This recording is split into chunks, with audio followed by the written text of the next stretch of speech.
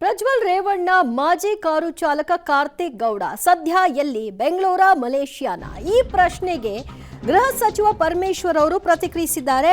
ಮಲೇಷ್ಯಾದಲ್ಲಿದ್ದಾರೆ ಅಂತ ಎಚ್ಡಿಕೆ ಹೇಳಿಕೆ ಕೊಟ್ಟಿದ್ರು, ಅದನ್ನ ಅಲ್ಲಗೆಳೆದಿದ್ದಾರೆ.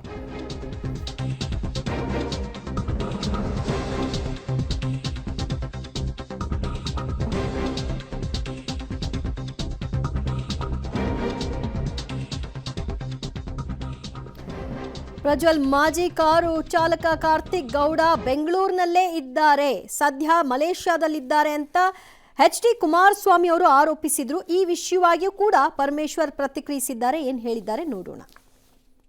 ಸಾರ್ವಜನಿಕವಾಗಿ ಕೆಲವರು ಪ್ರಶ್ನೆಗಳು ಕೇಳ್ತಾರೆ, ಸಹಜ ಅದು.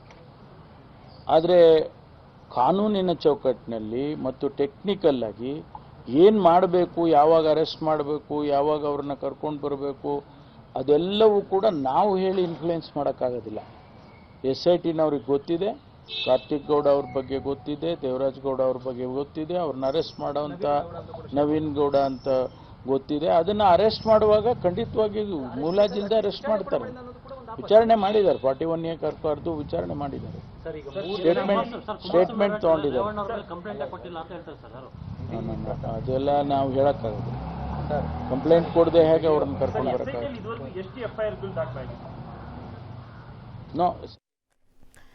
ಮತ್ತಷ್ಟು ಮಾಹಿತಿ ಪಡೆಯೋಣ ನಮ್ಮ ಪ್ರತಿನಿಧಿ ರವೀಶ್ ರಿಂದ. ರವೀಶ್, ಈ ಪೆನ್ ಡ್ರೈವ್ ಸ್ಪ್ರೆಡ್ ಆಗ್ಲಿಕ್ಕೆ ಕಾರಣರಾದಂತಹ ಕಾರ್ತಿಕ್ ಗೌಡ ವಿಚಾರವಾಗಿ SIT ಇನ್ನೂ ಕೂಡ ಯಾವ ನಿರ್ಧಾರವನ್ನು ತೆಗೆದುಕೊಳ್ಬೇಕು ಅಂತ ಯೋಚನೆ ಮಾಡೋ ಹಂತದಲ್ಲಿದೆಯಾ? ಪರಮೇಶ್ವರ್ ಅವರ ಹೇಳಿಕೆಯನ್ನು ಗಮನಿಸ್ತಾ ಇದ್ರೆ ಖಂಡಿತವಾಗಿ ಕೂಡ ಪರಮೇಶ್ವರ್ ಅವರ ಹೇಳಿಕೆ ನೋಡಿದಂಥ ಸಂದರ್ಭದಲ್ಲಿ ಇದು ಡಬಲ್ ಸ್ಟ್ಯಾಂಡರ್ಡ್ ಇರ್ಬೋದಾ ಅನ್ನೋದ್ರ ಬಗ್ಗೆ ಕೂಡ ಅನುಮಾನ ಕಾಡುತ್ತೆ. ಯಾಕೆಂದರೆ ತನಿಖಾ ಹಂತವನ್ನು ನಾವು ಬಹಿರಂಗ ಪಡಿಸೋದಿಲ್ಲ ಅನ್ನೋ ಅಂತ ಹೇಳುವಂಥ ಪರಮೇಶ್ವರ್ ಅವರು ಬೇರೆ ಬೇರೆ ವಿಚಾರಗಳಲ್ಲಿ SITಯನ್ನು ಸಮರ್ಥನೆ ಮಾಡ್ಕೊಳ್ತಾರೆ. ಆದರೆ ಕಾರ್ತಿಕ್ ಗೌಡನ ಯಾಕೆ ಇನ್ನೂ ವಿಚಾರಣೆ ಮಾಡಿಲ್ಲ, ಬಂಧಿಸಿಲ್ಲ ಅಂದರೆ ಹೇಳಿಕೆಯನ್ನಷ್ಟೇ ಪಡೆದಿದ್ದಾರೆ. ದೇವರಾಜ್ ಗೌಡ ಮತ್ತು ಕಾರ್ತಿಕ್ ಗೌಡ ಅವರ ಸಾಕ್ಷಿ ಬೇಕಾಗುತ್ತೆ ಪೂರಕವಾಗಿ, ಅದಕ್ಕೆ ಸಂಬಂಧಪಟ್ಟಂತೆ SIT ನೋಡ್ಕೊಳ್ಳುತ್ತೆ ಅನ್ನೋ ಮಾತುಗಳನ್ನು ಹೇಳ್ತಾ ಇರ್ತಕ್ಕಂಥದ್ದು. ಯಾಕೆಂದ್ರೆ ನೆನ್ನೆ ಕುಮಾರಸ್ವಾಮಿ ಅವರು ಒಂದು ಆರೋಪ ಮಾಡಿದ್ರು, ಅಂದರೆ ನವೀನ್ ಗೌಡ ಇನ್ನೇನೋ ಪೆನ್ ಡ್ರೈವ್ ರಿಲೀಸ್ ಆಗುತ್ತೆ ಅಂತ ಹೇಳ್ದಂಥವನು ಕೂಡ ಅರೆಸ್ಟ್ ಮಾಡಿಲ್ಲ, ವಿಚಾರಣೆ ಮಾಡಿಲ್ಲ. ಮತ್ತೆ ಆ ಒಂದು ವಿಡಿಯೋಗಳನ್ನು ಕೊಟ್ಟಿದ್ದೇವೆ ಅಂತ ಹೇಳ್ತಾ ಇರ್ತಕ್ಕಂಥ ಕಾರ್ತಿಕ್ ಗೌಡನು ಕೂಡ ಅರೆಸ್ಟ್ ಮಾಡಿಲ್ಲ. ಇದು ಸಂಶಯ ಅಲ್ವಾ ಅಂತಲೂ ಕೂಡ ಅವರು ಒಂದು ರೀತಿಯಲ್ಲಿ ಆರೋಪವನ್ನು ಮಾಡಿದ್ರು, ಮತ್ತೆ ಗುಟುರು ಹಾಕಿದ್ರು. ಆದರೆ ಇದಕ್ಕೆ ಪರಮೇಶ್ವರ ಬಳಿ ಯಾವುದೇ ರೀತಿಯ ಸ್ಪಷ್ಟವಾದ ಉತ್ತರ ಇರಲಿಲ್ಲ. ಅಂದ್ರೆ ಆ ಒಂದು ವಿಚಾರವನ್ನು ಕೇಳಿದಾಗ ಅದನ್ನು SIT ಮೇಲೆ ಆಗ್ತಾ ಇದ್ದಾರೆ, ಅಂದ್ರೆ SIT ನೋಡ್ಕೊಳ್ಳುತ್ತೆ ಅಂತ. ಯಾಕೆಂದ್ರೆ ಈಗಾಗಲೇ ಆ ಒಂದು ಸೈಬರ್ ಕ್ರೈಮ್ ಅಲ್ಲಿ ಹಾಸನ ಜಿಲ್ಲೆಯಲ್ಲಿ ಆಗಿರ್ತಕ್ಕಂಥ ಒಂದು FIR ಏನಿತ್ತು, ಅದಕ್ಕೆ ಈಗಾಗಲೇ ಬೇಲ್ ಕೂಡ ರಿಜೆಕ್ಟ್ ಆಗಿದೆ.